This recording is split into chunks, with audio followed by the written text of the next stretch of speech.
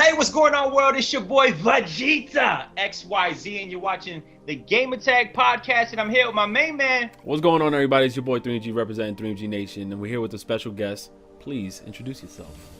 What's up? I'm Jessica Lesaca. Hello.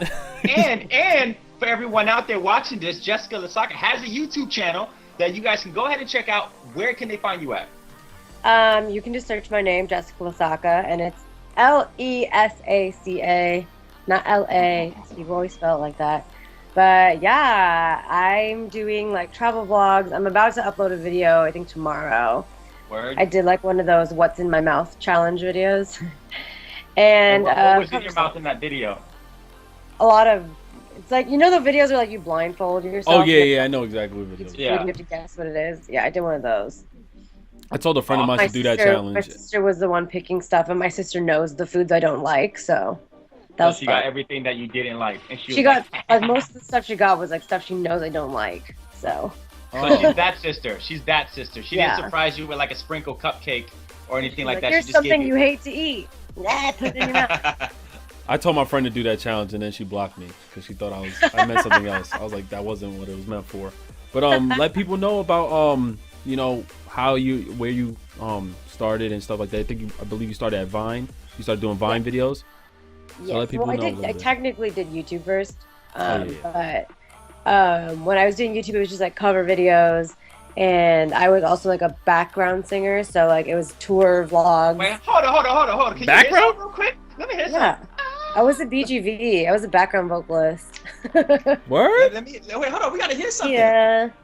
You're gonna get him gas because, you know, he does a little rapping thing, and he be killing it. And then no, I'm trying to hear, like, you know, just like a little like yeah, like something. I can't sing for shit, but Grammy. You're a singer. Yeah. What, an actress? Yes. Model? I don't. yeah, I think yeah. I'm like, I wouldn't call myself that, but. I mean, your pictures would say you're a model because just the poses, like just the way. Exactly.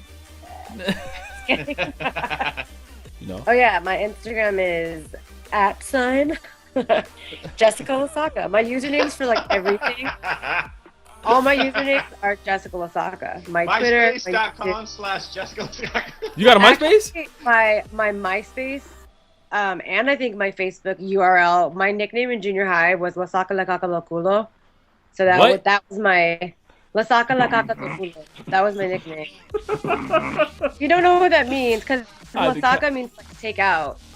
But the last word. So in junior high, like my Mexican friends gave me the nickname Lesaca La Caca Lo Culo. So that was my MySpace name. Get out of my ass.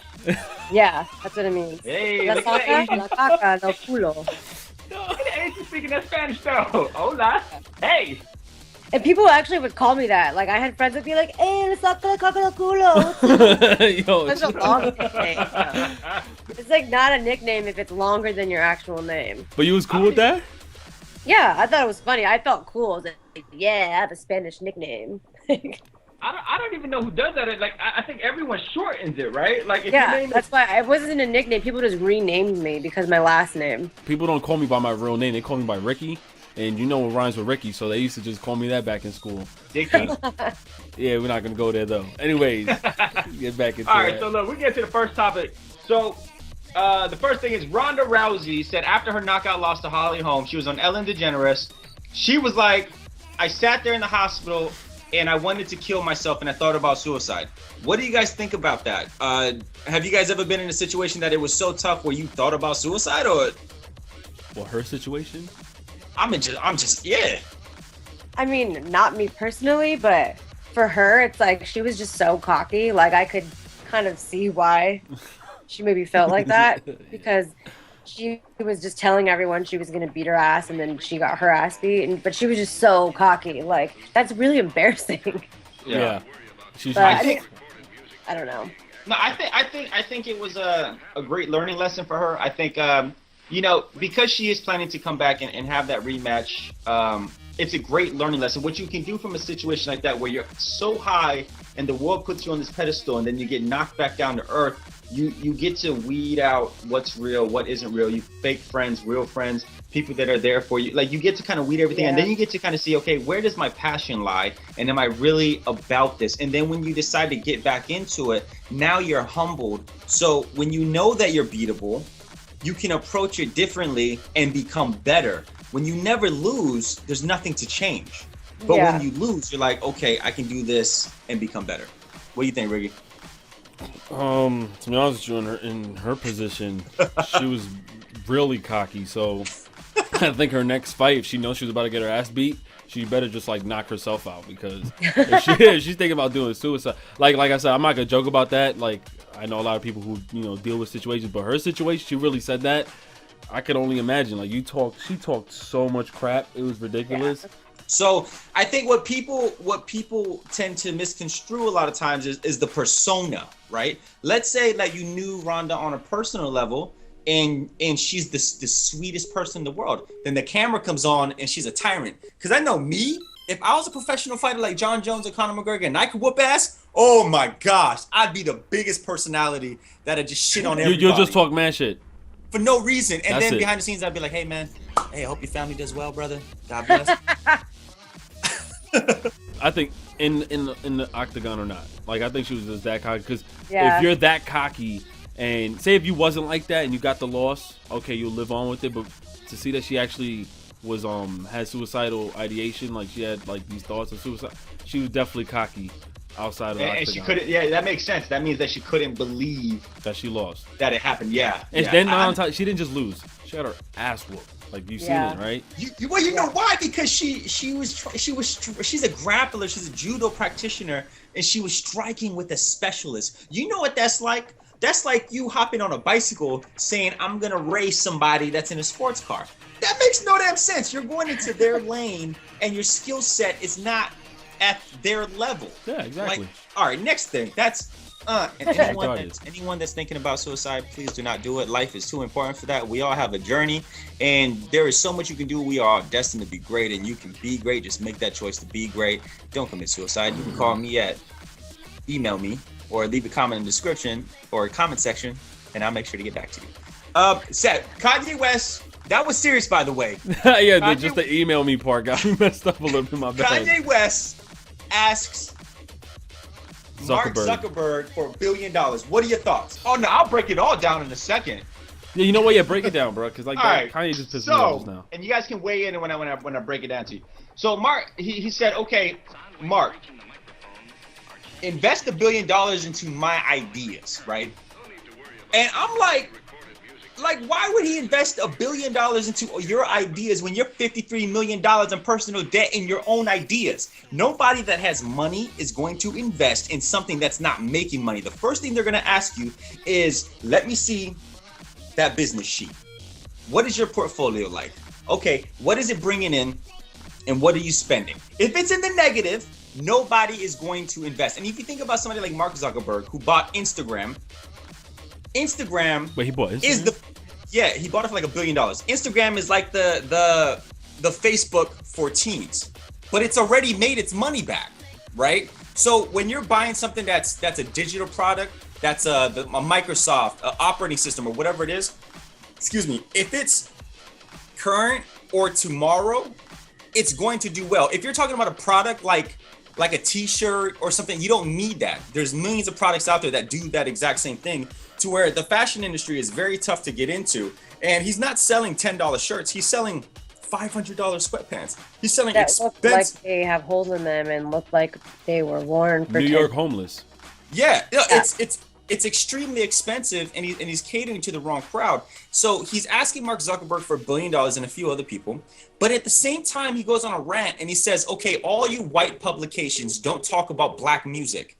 And I'm sitting here, I'm like, but you're asking a white man for $1 billion, and half of your fans that buy your music are probably white. So if and he says, you guys don't understand what it's like to be the son of the grandson of an ex-slave. I'm like, but you weren't a slave. No. But what I don't get is anytime people bring in color into the equation, when they talk about a human being, that's why racism will never stop. because you label it as, oh, you white publications, or you black man, or you Asian woman, instead of just being like, hey, you man, or you woman, or you publication. It's like these same publications are giving you, what's the word I'm looking for, Jessica? Are giving you, brain farted, Ricky. Wait, but hold on. I'm thinking about Kanye still. Wait. I know, I'm like, wait, what word? He's just labeling. No, he's labeling them into like a specific race or whatever or color. I know what you mean. Are promoting, whether they give you a low score or a high score, they're promoting what you're releasing, your product, right? Yeah. So I just think it's crazy that he goes on these rants and he's asking someone like Mark Zuckerberg for $1 billion.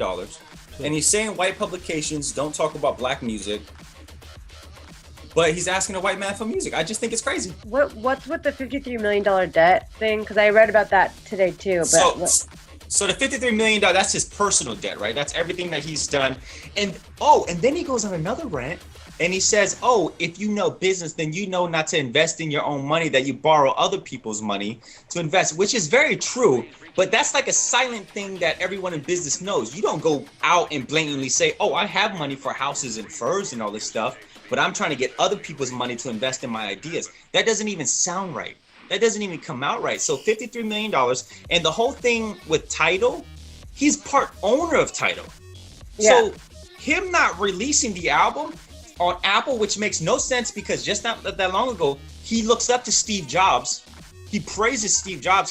He was obsessed with Steve Jobs. So the company that Steve Jobs started, you're not going to release it on them, never, because you have affiliation with Tidal. Which, from a business standpoint, I get it. It's like Coca-Cola to Pepsi, but you're saying you're $53 million in debt. You're never going to release your album, and then you ask all your fans, "Hey, go sign up on Tidal," to almost like have an opportunity to listen to your album when everyone can go on Google right now and just download it for free. Yeah. Yeah, I'm sorry. I definitely pirated your album out. It wasn't even worth. Your album was like trash. Like, most people I know won't sign up for Tidal just for the album. Like, I'm one of those people. I'm not going to download another app. Yeah, like, what's the point? Well, it's $20. Like, no one's going to... $20 for the album? No, for Tidal. $20. It's a $9.99. Wait, you have to pay for the app? Yeah, it's $9.99, $9.99 a month, or you can get the higher version, which is $20 a month. It's a subscription base. It's not like Pandora. That's why he's in debt. Yeah. Like, it's hard to compete with free. Like, we use Pandora all the time. If something's free, it's like me having crack. And I'm like, yo, here's a dime bag. You got it for free. Everybody come to the park at 7. You get it for free. On it. I'm going to sell out before the man selling it for $2. Well, you see, I think this goes back. You remember the whole situation with Sway in the morning? Yeah. You remember that, right? When you don't got the answer, Sway. You don't got the answer, Sway? You remember that? I don't know. Do you remember that, Jess? Yeah. That whole situation when it was, so. He was discussing how the quote unquote just like the white man who owns the business, he wants to be that man. He don't want to be an owner, but still got to pay the guy above him.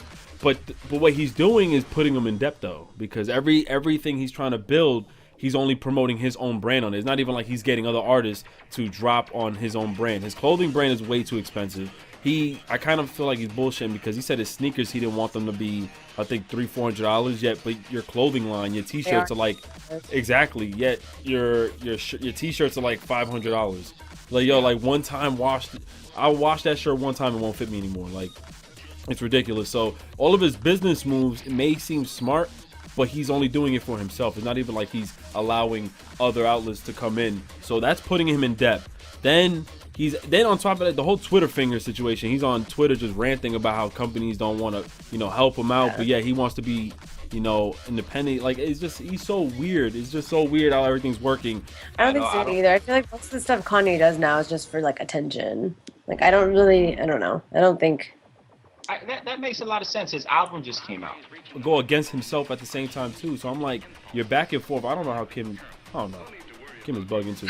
The whole. She likes it because they're both attention whores. Yeah, they're both. Yeah, no, they're perfect for each other.